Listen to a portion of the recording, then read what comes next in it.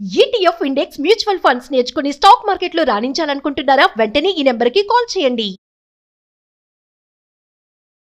నమస్తే, welcome back to Suman TV. నేను మీ Sanjay. Hyderabad Golconda police station పరిధిలో 14 ఏళ్ల పసికందుని కన్న తండ్రే అతి కిరాతకంగా కత్తితో పొడిచి చంపి డస్ట్బిన్ లో పాడేసినట్టు తెలుస్తుంది.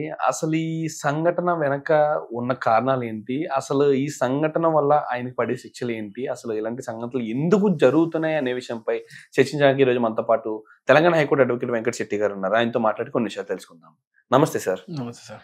సార్, మరి చూసారు కదా సార్, అసలు జనరేషన్ అనేది ఎక్కడికెక్కడికో ముందుకు వెళ్తుంది. టెక్నాలజీ పరంగా కానీ, అసలు డెవలప్మెంట్ పరంగా అనేది భారతదేశం ఎక్కడికో దూచుకుంటూ వెళ్ళిపోతుంది. కానీ ఇలాంటి సంఘటనలు చూసినప్పుడల్లా ఇంకా ఎక్కడ ఉన్నాం మనం, ఏ సమాజంలో బతుకుతున్నాం, ఏ జనరేషన్లో బతుకుతున్నాం అనే ఇలాంటి ప్రశ్నలన్నీ వెలువెత్తుతూ ఉంటాయి. అసలు ఈ సంఘటనకి గల కారణాలు ఏంటంటారు? అసలు ఈ సంఘటనకి గల వెనకాల ఉన్న పూర్తి వివరాలు ముందు మాకు వ్యక్తపరిచి అసలు ఆయనకి పడే శిక్షల గురించి కొంచెం వివరిస్తారా మాకు? సో యాక్చువల్గా ఇప్పుడు ఏదైతే గోల్కొండలో అయిన ఇన్సిడెంట్ చూసుకుంటే మనము ఒక బేబీ గర్ల్ పుట్టిందని, అంటే ఆడపిల్ల పుట్టింది అని చెప్పేసి వాళ్ళని చంపేసి ఏదైతే డస్ట్బిన్ లో వేయడం జరిగింది, అంటే ఒక చెత్త కుప్పలో, బజార్లో ఉన్న ఒక చెత్త కుప్పలో వేయడం అనేది జరిగింది అని ఒక న్యూస్ కూడా వచ్చింది అనమాట రీసెంట్ గా.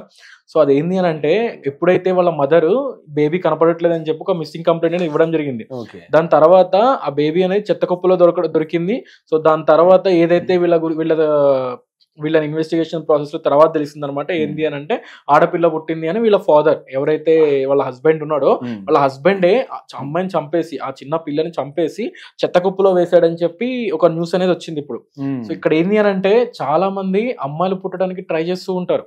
సో అమ్మాయి అంటే లక్ష్మీదేవి అని ప్రతి ఒక్కళ్ళు అనుకుంటారు. ఈ సిచ్యువేషన్ లో కూడా సెల్ఫిష్ గా ఆలోచించారా, మనకు లక్ష్మీదేవి కోసం అని చెప్పి ఇప్పుడు ఆడపిల్ల పుట్టాలా అని చెప్పి చాలా మంది అనుకోవచ్చు.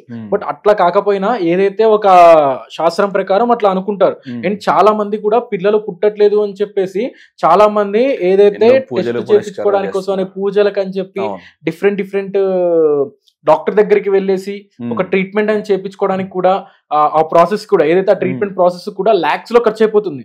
ఇంత లాక్స్ ఆఫ్ రూపీస్ పెట్టి ఒక్కొక్కళ్ళు పిల్లల కోసం ఇంత కష్టపడుతుంటే, వీళ్ళు ఆరామ్సే, వీళ్ళు ఇక్కడ వాళ్ళు కూడా కాదనమాట, వీళ్ళు నేపాల్ వాళ్ళు.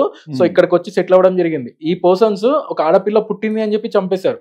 సో ఓన్లీ వీడనే కాదు, సో ఇట్లా చాలా మంది ఉన్నారు. సో ఇప్పుడు వీడు కాబట్టి బయటకు వచ్చాడు. సో చాలా మంది కూడా ఎవిడెన్స్ లేకుండా బయట పడేయడం కానీ, లేదు వాళ్ళని నేను పెంచలేని క్యాపబిలిటీ, వాళ్ళని పెంచలేనేమో అని చెప్పి బయట చెత్త కుప్పలో పడేయడం కానీ, ఇట్లాంటి సిచ్యువేషన్స్ చాలా ఉన్నాయి. సో నువ్వు పెంచలేనప్పుడు నువ్వు ఎందుకు కనాలి పిల్లల్ని? సో అంతే కదా, నీకు పెంచలేని క్యాపబిలిటీ, నీకు ఒకవేళ వాళ్ళని చూసుకోలేని క్యాపబిలిటీ నీకు లేదు అనుకో, ఆ క్యాపబిలిటీ నీకు లేదు అన్నప్పుడు మ్యారేజ్ చేసుకోకూడదు. అండ్ అదే కాకుండా పిల్లల్ని కనకూడదు.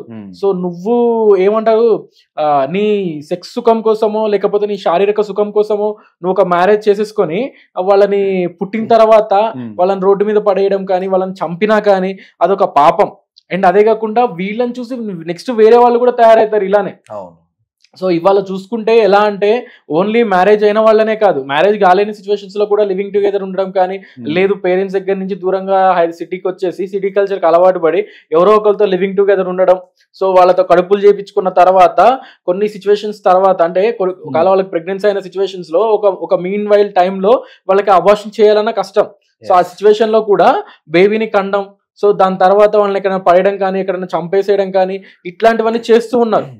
సో చాలా మంది ఇది ప్రెసెంట్ ఇట్లాంటి సిచ్యువేషన్స్ మనం చాలా చూస్తూనే ఉన్నాం. సో ఇలా చాలా చోట్ల చూస్తూ ఉన్నాం. కాబట్టి నేను చెప్పేది ఏంటి అని అంటే, ఇన్ కేస్ ఎవరైనా కానీ ఇలా చేస్తున్న సిచ్యువేషన్స్ లో, ఎవరైనా ఇలా చేస్తున్నప్పుడు వాళ్ళ మీద మనం కరెక్ట్ పనిష్మెంట్ ఇవ్వాలి అని అంటే, సో వాళ్ళ మీద గినక బిఎన్ఎస్ యాక్ట్ సెక్షన్ 91 ప్రకారం వాళ్ళ మీద కేసు ఫైల్ చేస్తే వాళ్ళకి 10 years వరకు పనిష్మెంట్, 10 years వరకు ఇంప్రిజన్మెంట్ అనేది వేయడం జరుగుతుంది. ఎప్పుడైనా ఒక బతికి ఉన్న బేబీని చంపేయడం కానీ, లేకపోతే కడుపులో ఉన్నప్పుడే నువ్వు చంపేసినా కానీ, వాళ్ళకి 91 ప్రకారం గినక వాళ్ళ మీద కేసు ఫైల్ చేస్తే వాళ్ళకి అప్ టు 10 years వరకు ఇంప్రిజన్మెంట్ పడుతుంది అనమాట. సో దీని మీద బెయిల్ రావడం కూడా కష్టం. సో ఇదంతా నాన్ బెయిలబుల్ అఫెన్స్ ఇది. సో వాళ్ళు బెయిల్ అప్లై చేయాలన్నా కూడా వాళ్ళకి కష్టం అనమాట. సో ఇట్లాంటి సిచ్యువేషన్స్, చాలా సిచ్యువేషన్స్ ఇక్కడ ఎక్కడ అయిపోతాయి అని అంటే, ఏదైతే లివింగ్ టుగెదర్ ఉన్న సిచ్యువేషన్స్ లో చాలా మంది అబార్షన్ చేయించుకుంటారు. కొంతమంది అయితే వాళ్ళ నెట్వర్క్ యూజ్ చేసుకుని ఆడపిల్ల అన్న తర్వాత ఏదో ఒక టాబ్లెట్ వేసి చంపేయడం కానీ. సార్, ఇక్కడ ఆడపిల్లలకి ఇలాంటి అగత్యాలు జరుగుతున్నాయి. కానీ ఇప్పుడు మన సమాజంలో చూసుకుంటే 180 మంది 75 మంది మాత్రమే ఆడపిల్లలు ఉన్నారు. అందులో దగ్గర చూసుకుంటే 100కి 25 అబ్బాయిలకి పెళ్లిళ్ళు కావట్లేదు, పిల్లలు అది దొరకట్లేదు. అది ఎవరికి అలాంటి తెలియదు క్లిష్ట సార్. పరిస్థితి తెలుస్తుంది. బికాజ్ ఏంది అని అంటే ప్రతి మ్మ్. ఒక్కడు ఏంది అని అంటే అరే ఆడపిల్ల పుట్టిందా అని ఏం చే సో ఇక్కడ ఆడపిల్ల పుట్టినా మ్మ్. మొగుడు పుట్టినా ఒకటే.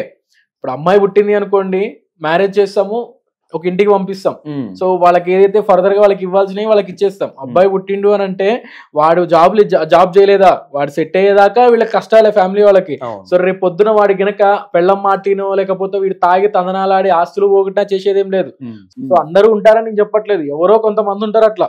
ఉమ్, సో ఇట్లాంటి సిచ్యువేషన్స్ ఫేస్ చేయడం కంటే ఆడపిల్ల పుట్టినప్పుడు ఆరామ్సే ఉంచుకోవడం బెటర్. ఉమ్. సో ఇట్లాంటి సిచ్యువేషన్స్ ఒక 10% 1% అవుతూ ఉంటాయి. అవును సార్. బట్ ఇట్లాంటి వాళ్ళ మీద మనం పనిష్మెంట్ ఇవ్వాలి అని అంటే వాళ్ళ మీద కేసు ఫైల్ చేపిస్తే సెక్షన్ 91 ప్రకారం కనుక వాళ్ళ మీద కేసు ఫైల్ చేస్తే వాళ్ళకి అప్ టు 10 years వరకు పనిష్మెంట్ అనేది ఇవ్వడం జరుగుతుంది. ఓకే. అండ్ అబార్షన్ చేయడం నేరమే, అబార్షన్ కాకుండా సో ఇలాంటి ఇక్కడ కన్నా అబార్షన్ తర్వాత చేస్తే ఉమ్, ఎవరైతే అబార్షన్ చేసిన డాక్టర్ మీద కూడా మనం కేసు ఫైల్ చేయొచ్చు, Okay. ఏదైతే ఇట్లాంటి వాటికి ఎంకరేజ్ చేస్తుంది కాబట్టి. ఉమ్.